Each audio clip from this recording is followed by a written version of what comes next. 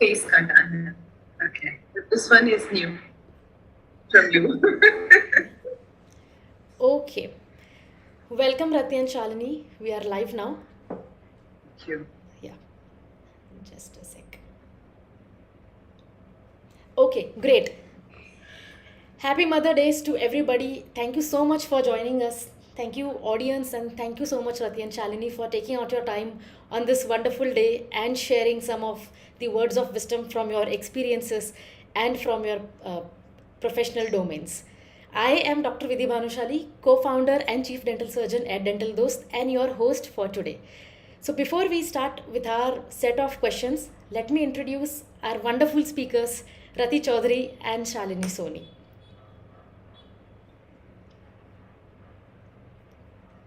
Just waiting for one more second for everybody to join. Just a second. Perfect. So, Rati Chaudhary is an ex-journalist. She is currently a corporate communication head at French multinational and moonlights as an Instagram influencer. She is also a corporate speaker and talks on issues like women empowerment and diversity.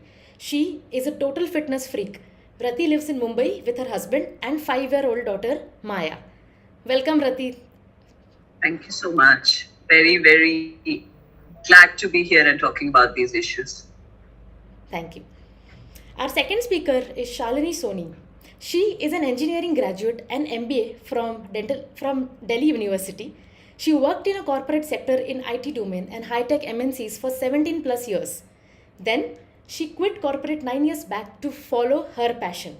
She has been an health enthusiastic since her youth and now the passion guiding people on the way with the knowledge acquired through her experiences and certifications. Thank you so much, Shalini. Thank you for joining us today.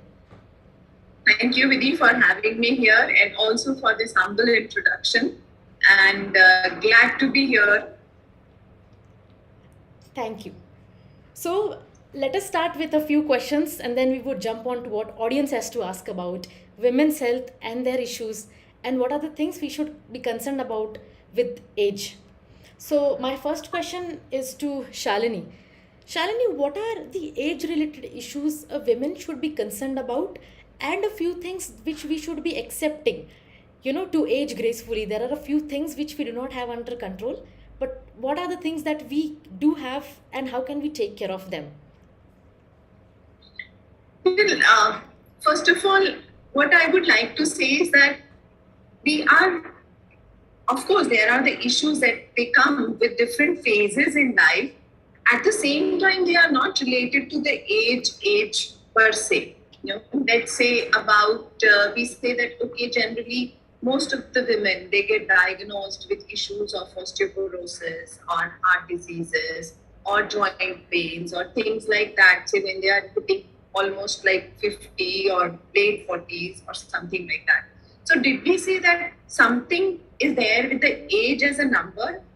Here I would say that I contradict a bit. It's not actually the age, but it is what are the different, the menopause is hitting her, and also what are the different events that have happened into her life, and how has she what kind of a lifestyle that she has been living in.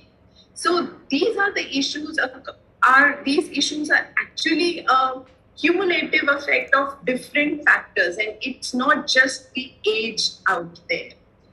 And it's sad. I really get sad that we contribute most of the issues to the age, because when you do that, you kind of give in to the age. So that means there is no choice. If it is age, then I can't do anything about it. But yes, there is age, there is lifestyle, there is how do you take care of your body, then there is a lot that you can do to avoid these issues. Very well said. Can you name a few issues or disorders which we have related to age, but in reality they are not related to the number? Yeah. Okay. So, as I said, generally women in the age of 50s or 60s, they are losing out the calcium from their bones. Their bones are becoming weak. As a result, they're becoming osteoarthritic or osteoporosis is hitting them. Then because of the menopause, they are also having symptoms like increased cholesterol, abdominal fat, which is collecting around the belly, which is leading to cardiovascular diseases. So the heart diseases are coming into picture here. Likewise, depression, the mood swings, anxiety, these are the things also that start to hit women after menopause or during the time when they are transitioning through the menopause phase, which you also categorize as age related. Absolutely. Well said. Am I audible? Hello? Hello?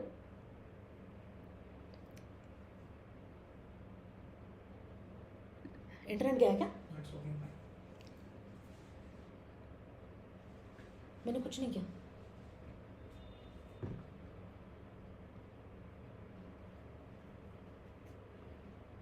Recording in progress.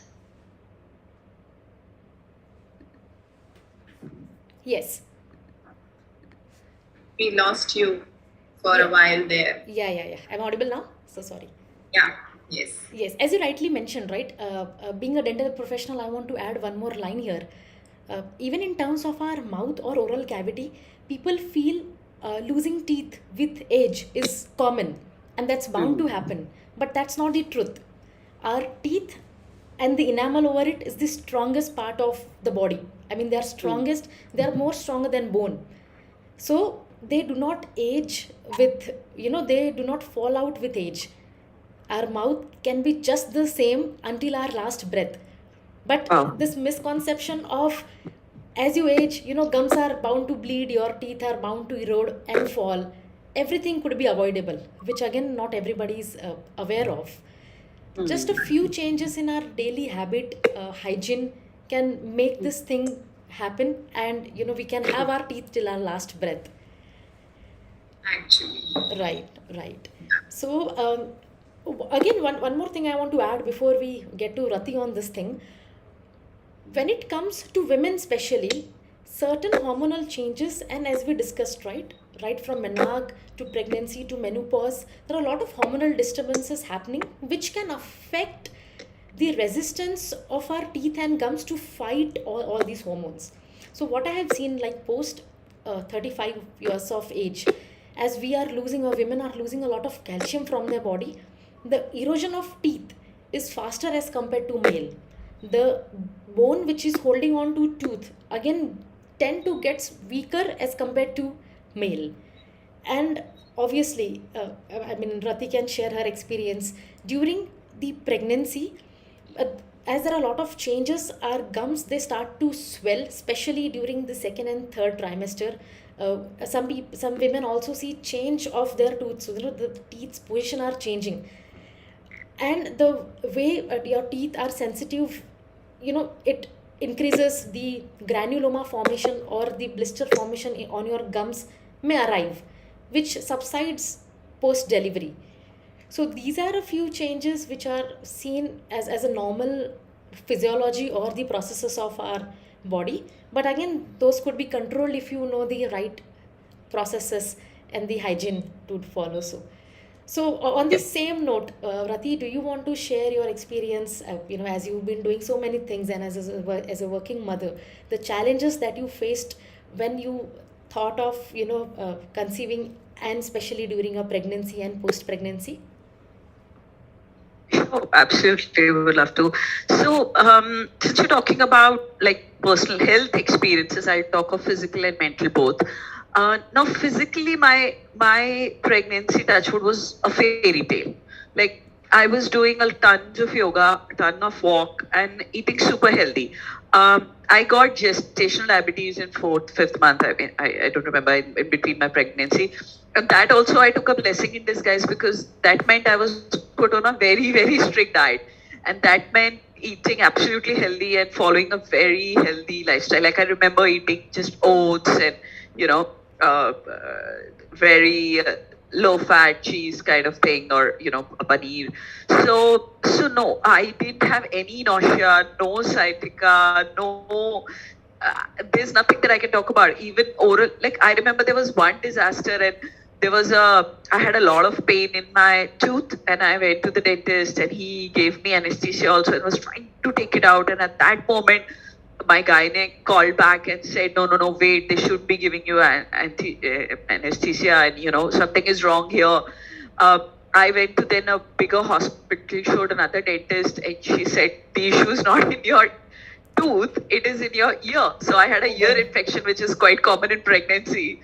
And immediately they did it, and I was just relieved of my pain, which I was suffering from. Ear infections can be really brutal for the last 4-5 days. And but what can I say? I mean, I put on only 9 kgs, which came off moment I had my baby. And after that also, I was like, exclusively breastfeeding for a year, and I was hyperlactating. So, but physically, I was always very, very active. Like, there's this whole thing also that for 45 days you should not watch TV or not read or not walk. But my OBGYN said, those were old times. Now we are on so many antibiotics that it doesn't matter. So I was doing everything. Like, first day in the hospital, I was reading a book. I was watching MasterChef also. So, touch wood, physically, I'll not say I've noticed anything, I mean, your breasts become a bit sore after pregnancy, which is common. But apart from that, this honestly, and this adds to what you and Shalini are saying, that, and I was 34 when I had my baby, so if you are taking care of yourself, it's really it's not a matter of age. And I agree with both of you. Emotionally, mentally, it's another story. Family pressure, people telling you what to do. You have postpartum, depression that you don't know how to handle. So I went through my life's biggest low at that time. I went through therapy also for a year. I bounced back. I had no choice. I had to. Now I'm doing much more, and I'm very happy, in the way I've handled things. But now I learned, there were experiences. Now, although I don't try to have another baby, but if given, if I am ever in that situation again, I know exactly, like, to avoid toxic people, to have your strong girlfriends, just focus on positive things, meditation, So I learned. I went through a lot, but now I'm wiser, as you can say. So that will be my 2 cents to everyone. Wow, absolutely. A huge learning. And in terms of emotional health, as you mentioned, right? Physically, you were like fit, no problems at all, but emotionally, it took a huge toll on your, your overall being. And it took a year for you to, get out of it and get back to work and, be that strong, always smiling lady, which I see your post on Instagram, and they are so inspiring. Can you mention any of the habits that you have been following ever since then, like meditating every day or?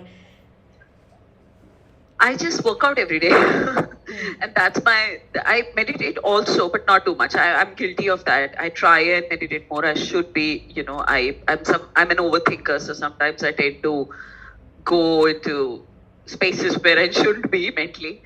But that is something I really hope I can start one day, but right now, no. But I work out. That's my therapy. The happy hormones really keep me going, and I do that early in the morning, and it's been amazing.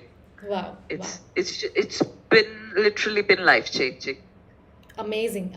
And did you start working out almost every day post your pregnancy, or you had the same routine before your pregnancy? I've always worked out, Punjabis, khane ka bahut okay. So, it's like we have to. There's no other way to survive. I've always worked out, but last 1 year, I found a great trainer for the last 7-8 months, not 1 year. And we've just been very regular. And we moved to a new building where all the facilities are there. So just overall, it's become more stringent, more, more like, you need some help also, right? You can't just do everything. So with a good trainer, with good support system, it just became more focused. So I've always worked out, but it's never been this life-altering before. Good to know. I mean, see, help, there's no shame in asking for help.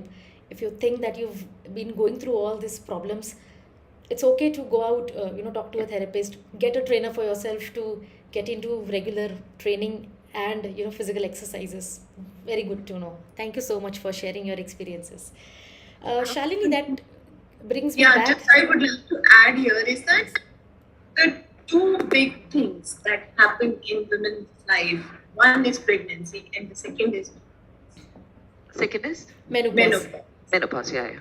So these are the two biggest things that happen into the life of the women, and these are the times when women, they need a support and they also need self-care.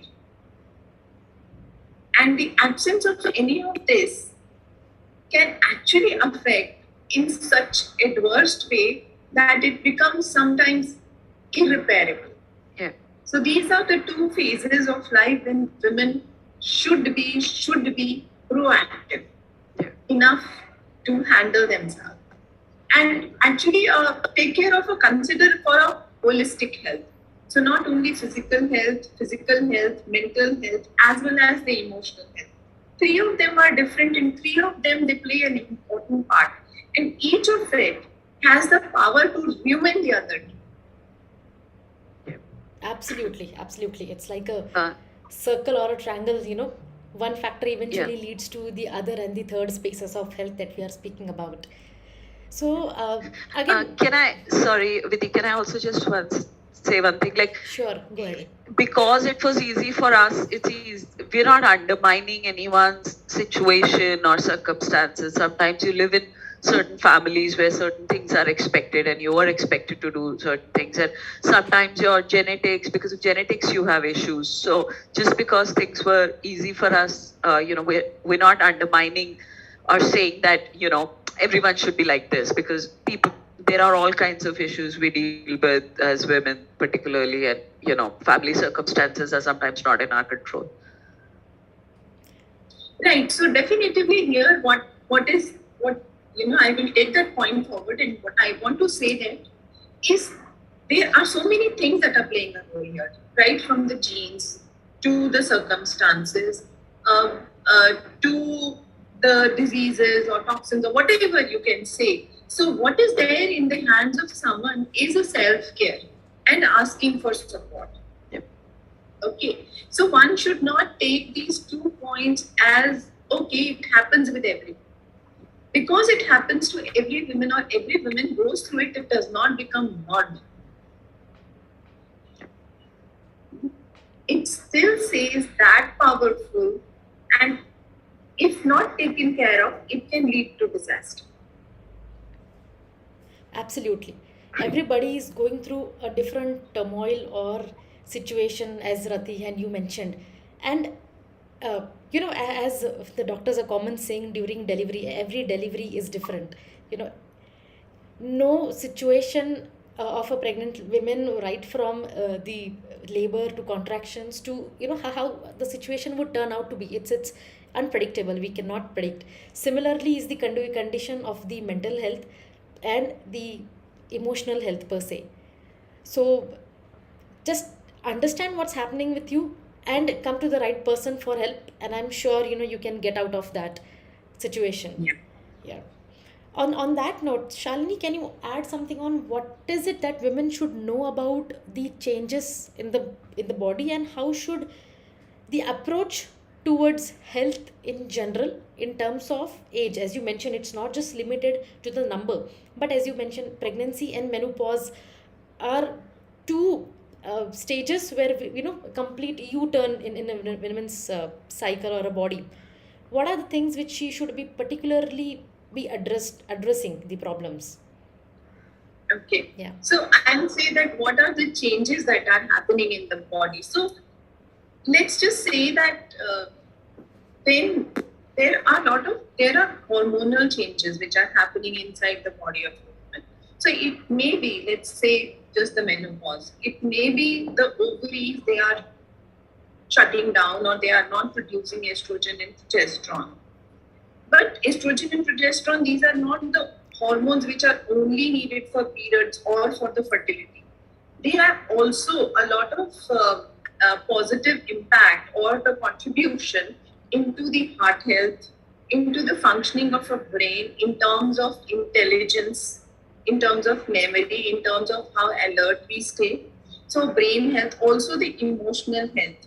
then estrogen also has a role to play in the bone health, um, into the functioning of the urinary system,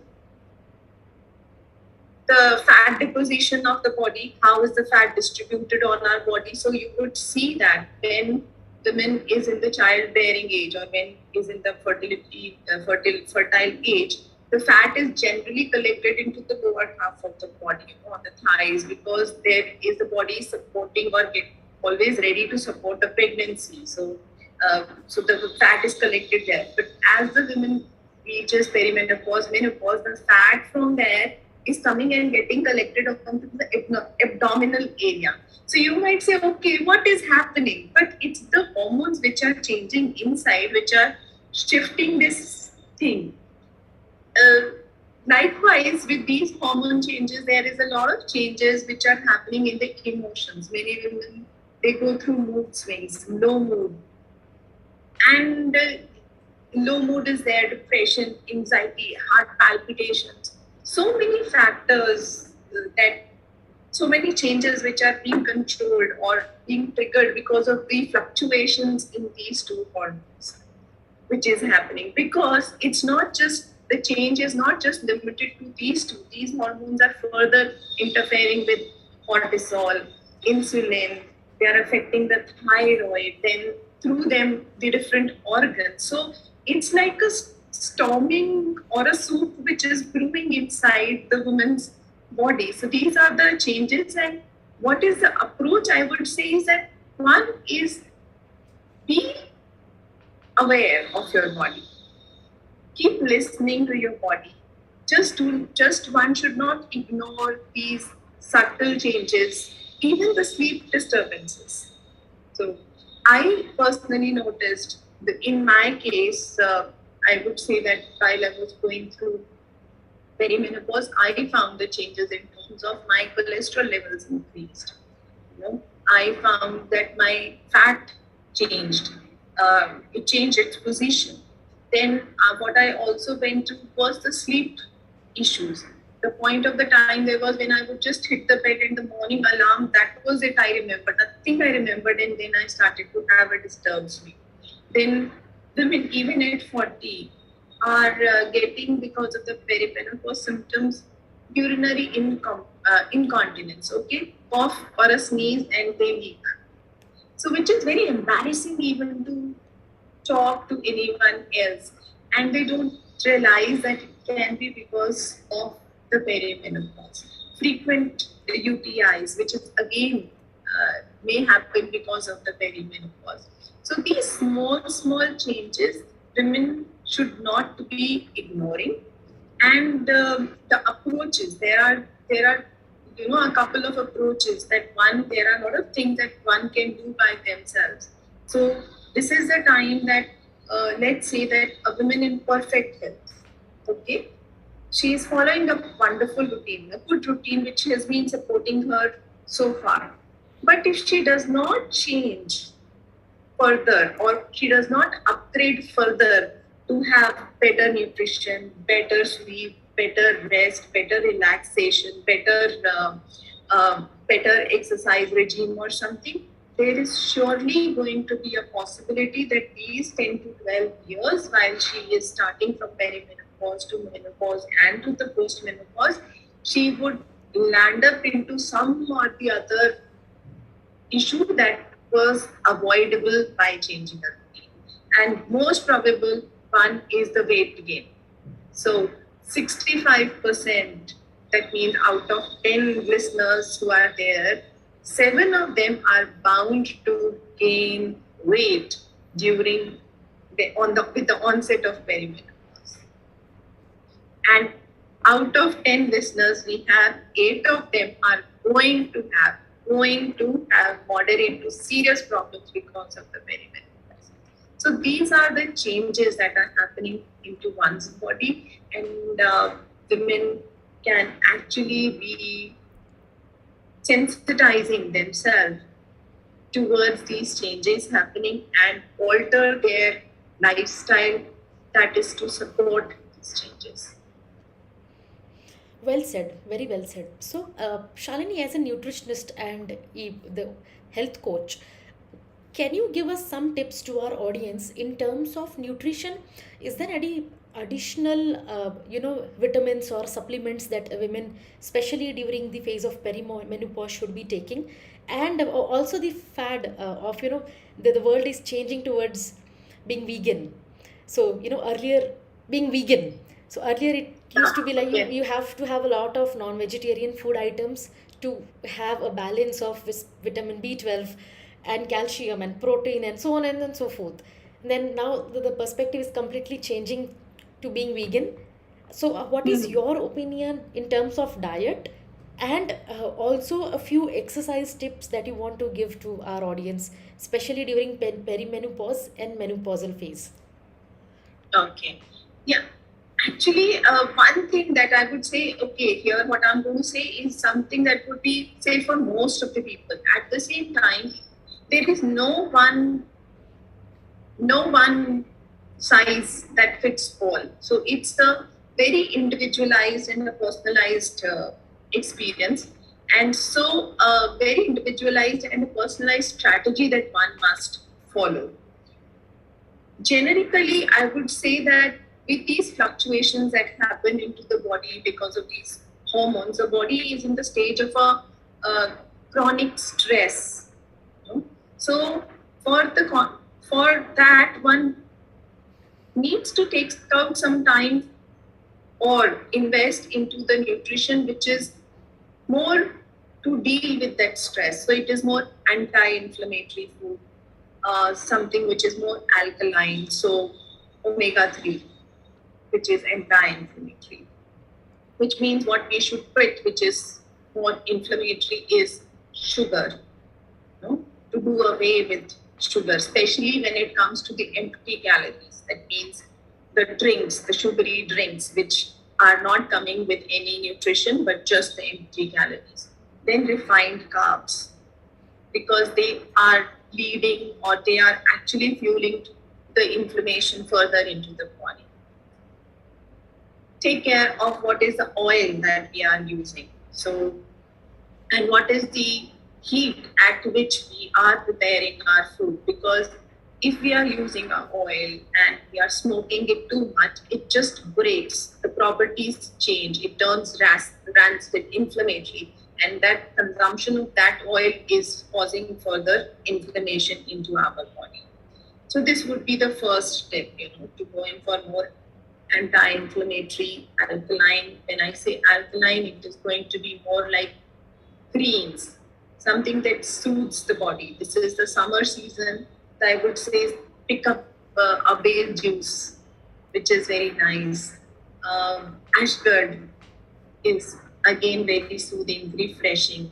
Celery is good alkaline, and all the greens. So pick up the ones which are more nutrition dense food. So that means that per 100 calories that we are consuming, we are getting more nutrition from that. Right. Then excuse me, then women can go in more on foods rich in vitamin C, oranges, sweet lime.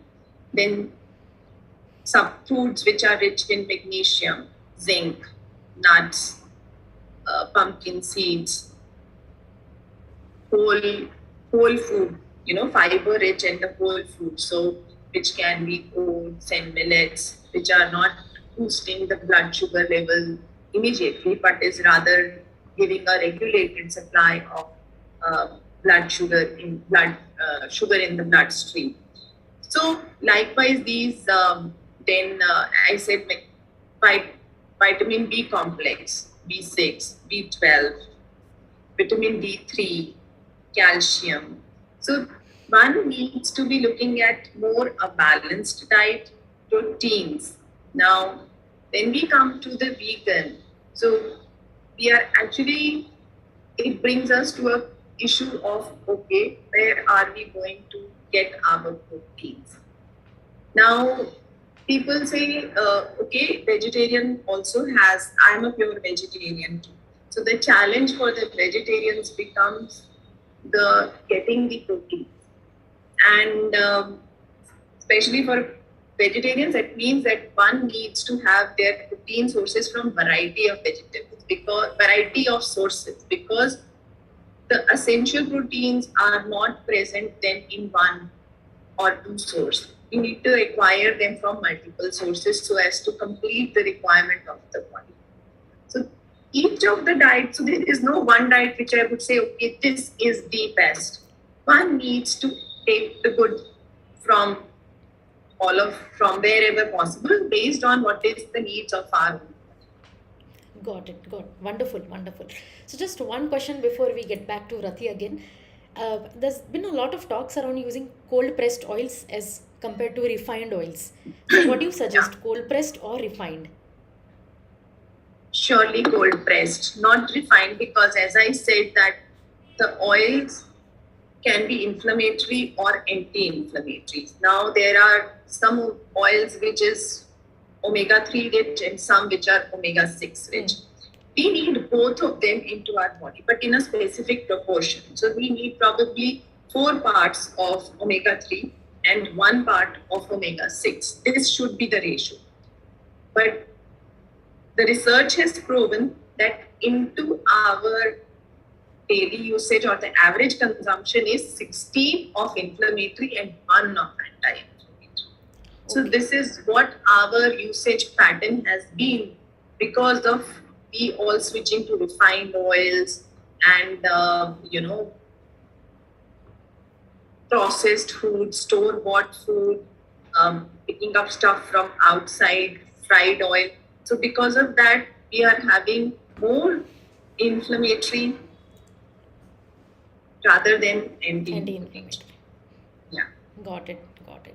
So cold pressed oil, again, which oil that one is using. So for Indian cooking, I recommend we use mustard oil because it has a high smoking point. We should use sesame oil. Coconut oil is also very good. Desi ghee is also very good because these are the oils which are actually more suitable for the Indian cooking.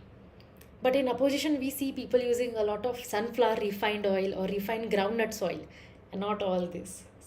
Yeah, so groundnut oil is a mix of omega-3 and omega-6. So definitely, it's not bad, but we should use it in moderation. So one should be using a mix of the oils and just not sticking to one or two only. We should be more taking a mix of things so that we are replenishing the needs of our body from all the sources. Wonderful, wonderful. Since we are on the topic of diet, Rati, my next question to you is, I have seen you've been traveling so much since you are an Instagram influencer. I'm sure your schedule would be like super hectic. So how do you take care of your diet? What is your secret diet recipe? And also your diet for your daughter Maya? Firstly, I don't travel so much. I hope I don't. Not as much as I would like to. But as far as diet is concerned, a lot of people, I get asked this question so often, like it's not even funny because also lately I've lost some weight because of fitness. So that's what people keep on asking. But I tell them it's common sense diet, right? Like don't eat fried, don't eat a lot of oil, low carb, high protein. And I go out a lot.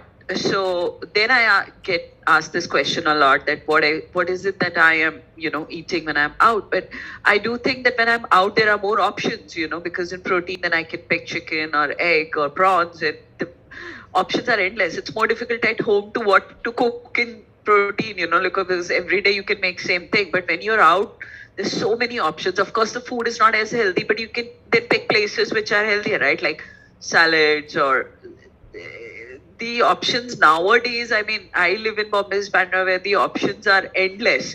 So it's just about making smart choices and, no sugar, less sugar. And as far as Maya is concerned, I'm extremely anal. Like I get a lot of from my family, especially my mother-in-law and my mother, that I'm very strict, but I don't want her to go through the same body image issues that I did or same issues. So if I can control it, I do. She's 5.5 now, almost 6. So we have this thing inculcated in our mind about what is healthy or what is not. And responsibility. And, so she now, if someone gives her anything, she herself says, no, Sunday is my junk food day. Oh, wow. So it's like that, yeah. Like she loves junk food, and she's a kid, so we allow her. Like it's not like that. Will be like I'm not a helicopter mom, so I'm not always like rubbing on her head and saying don't eat this or don't eat that. But whatever is in my control and whatever I can. So I made like my Didi, who is my nanny, very well aware of what to feed and what not to feed, and just because they see results in me, they also want to adapt that. So it's become sort of like conditioning. So Maya makes more or less as much as a kid can, and whatever I can control, try and put veggies in her food. If she's not eating them direct, then maybe give her a gobi roti or palak roti or methi roti. Just give her a carrot to chew on. Avoid sugar as much as possible. Very basics, as I said. It's a common sense diet. Wow, wonderful one. And does she has a sweet tooth? Does she carves for chocolates and sugars? How do Kinder you? Joy. Yeah. Kinder Joy. She loves. So she's allowed once a week on Sunday morning. So she wakes up at 6 a.m. because she knows she's going to get it. That's something. But it's okay. Like now, that's a routine. But yeah, both of us, even I have. My husband doesn't, and that's where we struggle. But try and keep it, as less. Sugar is. I feel sugar is the worst thing. Correct. Like I was just talking to my brother, and same genes. So he also said that he immediately knows that something wrong has gone in his body. And as Shalini said, you have to be very aware of your body, what is happening. Like I'll tell you with this story, nobody believes when I tell them I knew I was pregnant after 2 days of getting pregnant. Even the test didn't tell me I was pregnant, but I knew. So that is how much aware you have to be of your body. That something is not right. So even when you're eating things which your body is not adapting, you should know immediately that this didn't work. Absolutely. And switch it. Absolutely. Wow, that's like a miracle. I mean, within 2 days, it's a story. Wow. And when did you start your sugar-free journey? Have you also been a child who used to follow all the good diet from your childhood, or it was lately since last 10 years? There's no sugar-free journey. I still have I'll still get up and have moderation, little bit I'll have here and there. So there's no sugar-free journey. This month we have decided, because our travel is coming up in July and it's Maya's birthday next month. So we had decided that we'll be sugar detoxing. Everyone will, I will not, because it's my biggest pain point. But that doesn't mean that I'm eating like big cakes or whatever. I'll have a little bit. So, but the awareness from as long as I remember from my childhood, maybe from the time that I was 15, 16, when you start getting aware of these things, I read about it a lot. This awareness was always there. And as I said, Punjabi families, you had to figure out how to look good or just eat healthy and, Right. I mean, high school, what kind of things we go through. I'm being a bit shallow here, but that awareness set in pretty early. Like I must have started gymming when I got my first job. So that was around 21, 22 years. Yeah. Wow, wonderful. So, I on the would same note, like to say here something, which is about, too much control. So life does not operate at extremes of yes or no, or going totally, just freaking out, eat what you see, or, just restricting yourself. It does not operate here, because while growing up, the food is one part which gives us a pleasure. Yeah. So if the food is not giving you the pleasure, if you go out and you find the other friends are eating and you are not eating that, after a period of a time, it doesn't go well with you. So that kind of a thing probably one can do, but they can only follow till a certain point. It does not become sustainable. And the changes also that one can bring into their body by intense restriction or intense workout. The moment you will let loose, your body will immediately go back. So we have to follow a moderation. So this thing of extreme can only be a short-term choice. Yeah. It can just be a short-term choice. And then we have to follow a sustainable, or we have to start with sustainable. Reason being, if one has to constantly apply a willpower to at the time of breakfast, at the time of lunch, at the time of snacking, at the time of dinner, very soon you will be exhausted out of your willpower and you will not have the willpower left to do other greater things in life. I am sure we want to rise beyond food, else that we are driven towards. Yep. I don't want to waste my willpower here, so just here. So after, that's what it means by personalization and individualization and following the right approach. That we say, okay, how much that my body adjusts to, how much is good for my body, how much is the balance there. I say, okay, I get the results, I get the energy, as well as I am able to get the pleasure of enjoying the food. So this is about balancing. There is no 100% and there is no 0. We have to play between this range. This is the point that I wanted to say. I absolutely agree. So to answer your question, and Shalini put it absolutely, perfectly. I can't follow diets. I've gone to a couple of nutritionists and they have told me that this at this hour, and I see some people doing it wonderfully. I can't. Like I just can't. Like if you tell me itne baje khana hai and then this time this and this powder and this juice and this, my head will go out of whack like completely. So no, I don't. There's no sugar diet or there's nothing. It's just sensible lifestyle, sensible eating. I love going out. I love food. There is so I eat whatever I want to, but very little, and maybe next day compensate for it. It's just ways. It's just how will you otherwise sustain pura life? Can you just keep on eating, those powders and juices that a nutritionist, for example, with all due respect to nutritionists, you can't. So what do? And you will bounce back once you leave all this and get back to your. So between your whatever works for you, you have to figure that out. Sometimes people are doing intermittent fasting because they're okay not eating breakfast, and that's just fine, right? I love breakfast, so I have my breakfast little. Then you eat. The dinner is small or dinner is no carbs. It's just whatever works. Everybody is different, but yeah, absolutely. There's no magic formula. The right balance of nutrition, as we've been discussing, and portion control is the way to go. Yep. That would keep us in balance and discipline per se, and not be into these extremes that we lose the willpower entirely, or have no love towards food, because food is one of the basic things, and I'm sure everybody loves eating. That's one of our common things. So absolutely. On that note, Rati, how did you manage with Maya? I have been receiving complaints in the past during COVID, right? For 2 years, since they were in the same house and children did not have any form of other entertainment to go out and keep their mind off. Binge eating was commonly seen not just in children but in adults too. So how did you tackle that situation, especially in last year? Binge eating. I'm sorry. We don't binge eat. It's just, I'm telling you, we just make healthy food at home.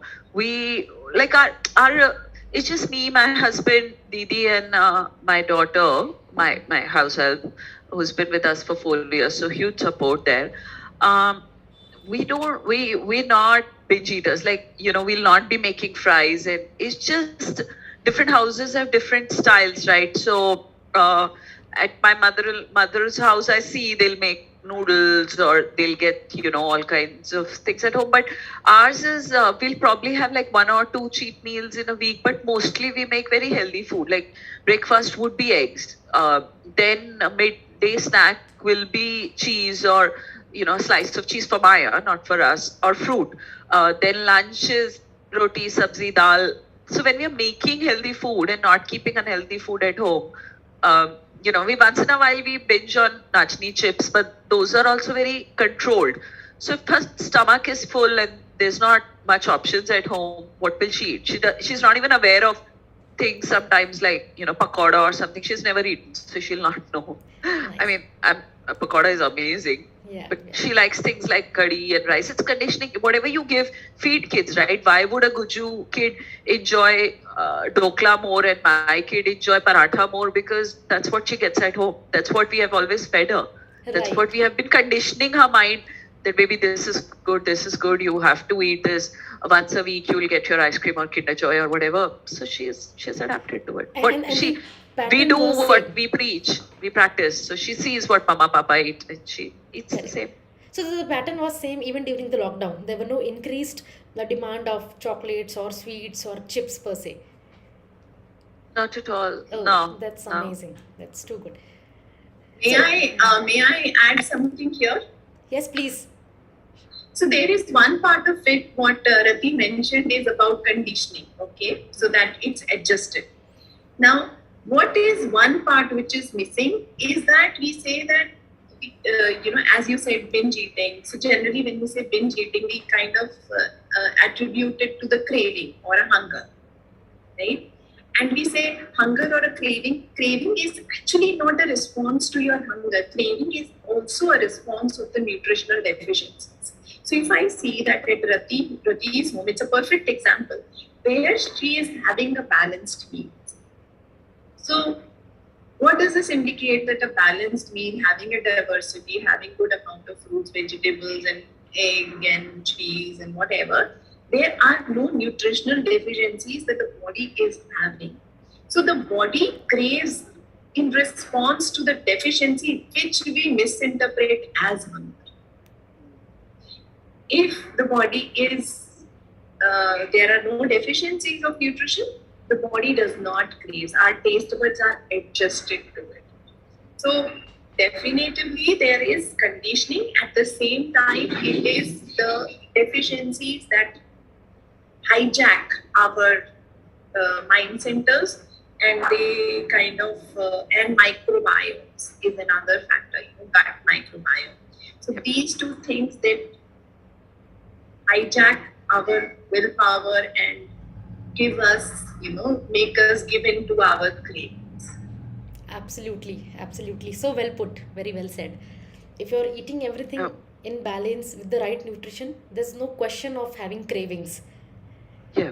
I'll also add a little bit that I saw this a lot even before I was pregnant, that someone in the family, like my cousins and, mothers that I used to watch carefully, I always had opinions. So my husband would be like, when you will have your own baby, you'll know. But no, I preached, like practiced what I preached. So I used to see that they will give junk food to their kids because they'll say the kid is not eating. But then it's conditioning, right? Like if the kid knows if I'll not eat, तो मुझे chocolate मिल जाएगा, she or he will never eat. Why would they eat? Like kids are so smart. If they know that if one tantrum or one hunger strike will give them all the junk food, why would they ever eat healthy? How would you ever convince them? Or at least like 8 or till they're 8 or 10, till they have some sense. So I've seen this a lot. कि बच्चे को दे दो, भूखा नहीं रखो. But the thing is, they'll not eat for 2 hours, they'll not eat for 4 hours. Eventually they'll eat, right? Because they're hungry. So at that time you feed them healthy food. That's what I did with Maya. And she has always, touch wood, eaten very healthy. Wow, very well conditioning. Amazing. So before I move to other questions, we have some questions from the audience here. Whoever wants to pick up, please go ahead. How can a mother take care of her body after delivering a child in her late 30s? So during late pregnancy, right? Some women often, if they are planning their pregnancy late, is there any extra precaution that they should be taking care? So after the delivery, she is asking Yes. for, right? Yeah. So it would be the same, feeding herself with a good nutritious food. So going in for more natural, home cooked, whole grain, complex carbs, and a diversity of the food, I would say. And then slowly adjusting her body towards active lifestyle. So whatever as her body allows, to pick up some kind of a thing, maybe yoga, or start with walks, and then eventually if she likes gymming or dance or whatever form, to help her body get adjusted to it, and maybe get in touch with her gynec care to see, okay, if there are some nutritional deficiencies that she is having, have those supplements to reach to the stage of sufficiency. These are the three advices that I would suggest, I would give. Wonderful. Rati, do you want to add anything? No, Shalini is an expert on this. I mean, I had Maya when I was 34, so it's close to the wrong half of Yes. 30s. But no, it was nothing, that I wouldn't have done otherwise, even if I had her when I was 20. Same, like healthy lifestyle, knowing nutrition, vitamins, just being aware of, your own body. I had my second child when I was 33, and almost till I remember almost till the last 1 week of my pregnancy, I was swimming. The person, of course, not very intense swimming, but yes, I was in the pool gently swimming. The guide or that pool keeper, he was worried that man is in the pool. Yeah.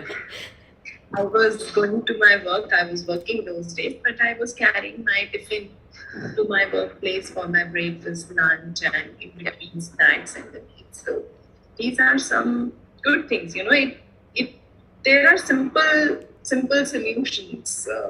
Having a good sleep, having a good rest, good meals, good kind of an active routine, and surrounding yourself with good set of people. Yeah, positivity. I mean, limitations are in your mind. I mean, I have seen women, pregnant women running, So, I mean, of course, check with your doctor, but I mean, our body is capable of so much. Limit is all here, right? Absolutely. Like me, I keep on getting these questions. How do I manage, working out with I manage 2 jobs, right? Like I have a job, and then I have Instagram, and then I have this and I have that. But it's all in your mind, head, right? yes. It's just a mind limits you. Your body doesn't. Absolutely. Our second question is are there any pregnancy dental care product women should be using? So I would like to address that. Like every body type is different, every fingerprint is different. Similarly, every oral type of every men is different. So especially during this phase of pregnancy, I, as a dental professional and even a DentalDost, what we advise is get your oral cavity checked and understand what is the oral type. If there are any problems which you are more susceptible to, for example, certain women are more susceptible to aphthous ulcers, which are recurrent aphthous ulcer, all across your tongue, your palate, your lips. Make sure you are checking your nutritions if you are taking the right diet, especially vitamins, and to make sure the products that you are using are suitable for your oral type.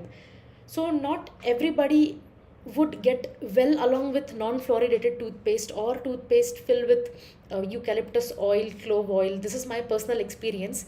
I keep trying a lot of oral products in order to give the right reviews to all these products that we have out in the market, and toothpaste which are filled with all these ayurvedic things like oils, combination of eucalyptus oil and clove oil, can be good for your gums, but in certain cases like mine, and I've seen a lot of people having tons of ulcers in their mouth, swollen gums, swollen tongue.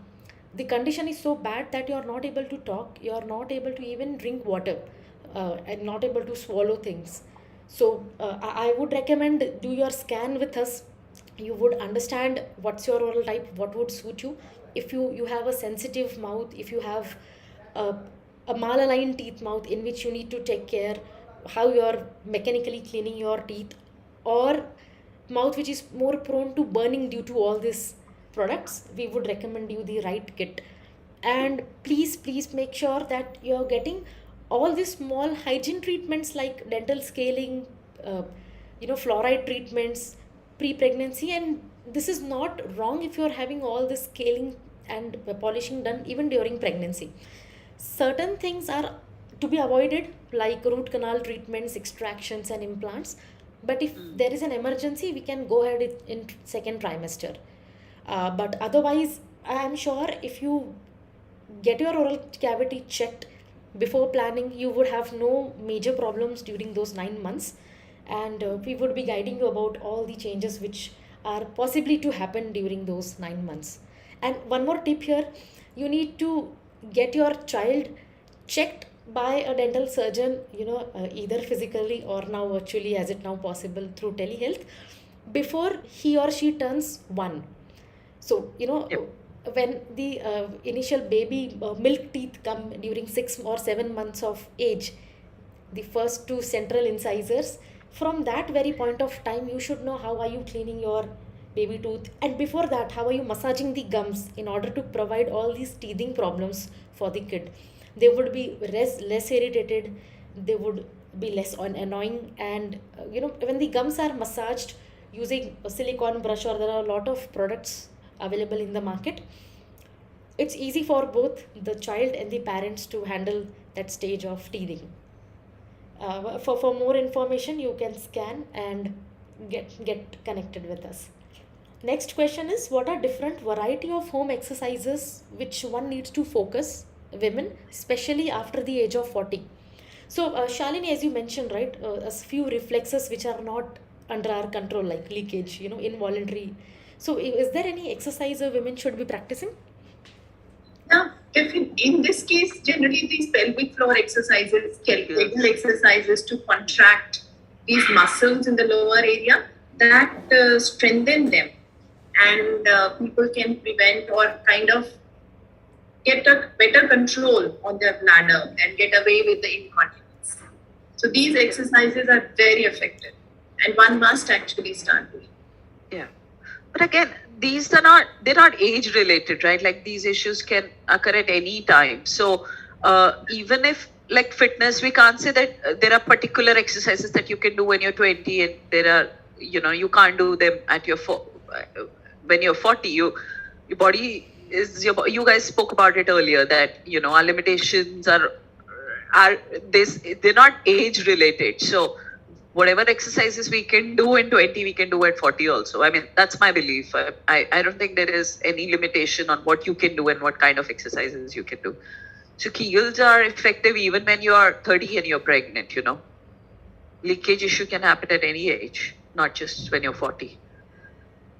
Perfect. So I would recommend all the audience, if you see your mothers or sisters going through these issues maybe very early in their life, you can ask them to start these exercises like pelvic exercises, earlier as compared to what they need to. Otherwise, exercising is a must. It's like eating food. You do not skip eating food, you should not skipping exercise. But for more information, I'm sure I would be putting the links to your Instagram and LinkedIn accounts on the description here, so you can directly connect with Rati and Shalini for anything that you might need. One more audience, Sohel says that Rati, you're a superwoman and you're such an inspiration. Thank you So for that's my trainer. everything. Okay, perfect. One more question we have: how do you manage your workouts, office, and personal life? Easily managed. I mean, it's just about timing, right? Like, I don't know, like, why it's such an issue because, I mean, you manage, like, it's, so I'll tell you how my days, I get up at 6:30, I go drop Maya at school because right now we haven't, opted for the bus option, and that's like an hour and a half coming and going, and after that 1 hour of gym. But yeah, one thing that works in my favor is I don't have to physically go to office, thankfully, because I last week I did that and there was just no time for anything else. So I think that's where people are coming from when they ask me this question, and they say that, where am I getting this time? But I think I'm blessed because I have that option. I work with a multinational that I can work from home. So it gives me a whole lot of time to do a gamut of things, and that includes spending time with Maya, to do my workout also, to do my work also. And work also, you have to smart work. Like you have these many hours and you try and finish your work in that many hours, and then go back to, your personal life. I mean, and there's no end of working. So give importance to work-life balance. Whenever I get time, then on weekends or wherever, then I do my Instagram shoots.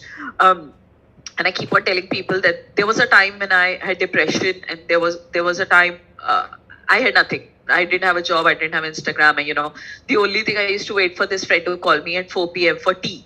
And the days she would not call me, it would really upset me. So that was my life's, one of my life's biggest lows, and I never want to be in that position again. So I love chaos. I occupy myself so much that there's no time to think about things which are not positive, or I'm just ambitious, just want to try energy. I'm one of those women who want everything. Like, I want to, baby, I want a married life, I wanted a career, I want to have a social life, I want to go out 3 days in a week. So I try, and it's not been easy. I work towards it.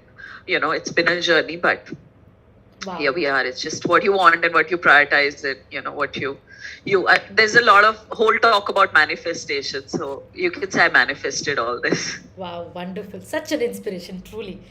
Okay. Thank you. Perfect. So it's already 5:30. The conversation has been so good. I mean, we lost the track of time. But before we end, last question to all our panelists, both Rati and Shalini. Any last message that you want to give to our viewers as a take-home message? Shalini? Okay. I would continue from what Rati just mentioned, that it's about making the choice and about prioritizing. So I would just say that even if Rati did not have a job which is work from home, because of her aspiration, because she said that she wants everything, she would definitively still be able to make out the time for her workout, because that means so much to her. So ultimately, it is that it's about making the choices of your own self and prioritizing. And in this list of prioritizing, I would say that keep yourself in the top 3 list of priorities. Amazing, amazing. Rati? Well, it's Mother's Day, and today on my Instagram, you'll also see I've been talking a lot about this, is mental health. Like, if nobody teaches us that, even our parents don't, and I'm going to teach that to Maya, from now on itself, that keep only one thing as your axis, and that's, does that make you happy? Is your mental peace there? Any person, any activity, any situation, if you're not happy, get out of it, or find a way to be happy around it. Like, there are only two ways of handling a situation. So I would say prioritize mental peace, keep toxic people away. You need help, take help. There's no problem in that.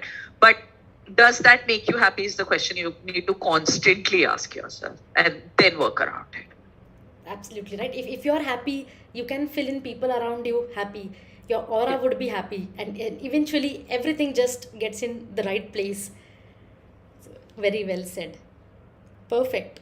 My last thing to audience would be, I mean, already so much have been covered, but as much as we are prioritizing our mental health, our overall being, there has been very less awareness around oral health and its impact on your overall and mental health too.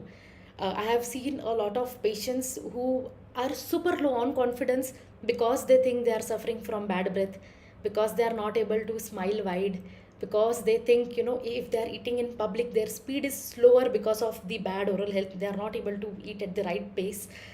And eventually, everything, our oral health, overall health, mental health, emotional health is connected.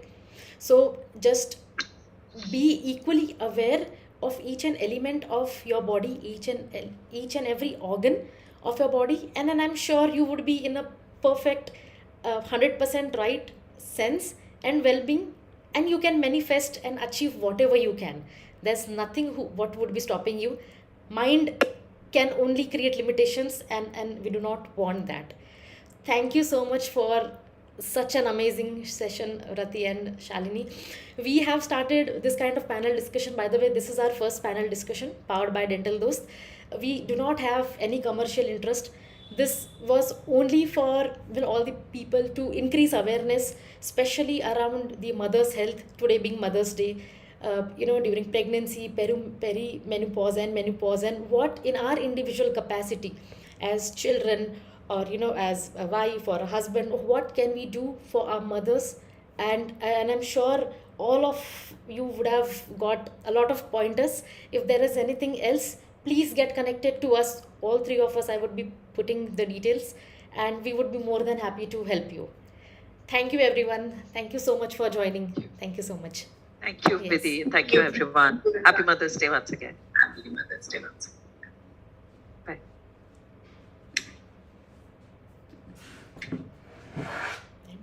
And Rajat.